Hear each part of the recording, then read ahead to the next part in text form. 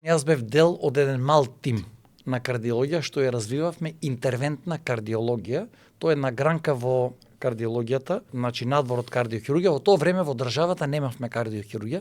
Светските стандарди тогаш беа дека мора да се има бекап на кардиохирургија за да се развива интервентна кардиологија и ние на некој начин го предизвикавме тоа. Тогашниот директор на кардиологија професор Лазар Стабиновски, тој е покоен, беше визионер и ни даде поддршка. Според мене една од клучните поддршки ни беше од еден многу добар инвазивен кардиолог Волфганг Райзер од Германија, од Нинберг, кој што дојде во Скопје и всушност ни послужи како една стручна поддршка и подкрепа да го одиме во овој правец. Во Америка имав презентации на првите 460 случаи на акутен срцев удар третирани со интервентна кардиологија со проширување на крвните садови со или без стентирање, значи интервенции. И тогаш тоа некако беше малку и шокантно.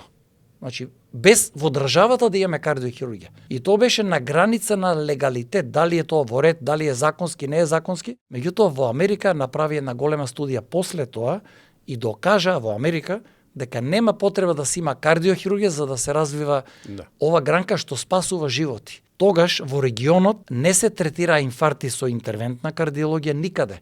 Значи ние бевме првите, дури ни во Словенија и во Хрватска не се третира.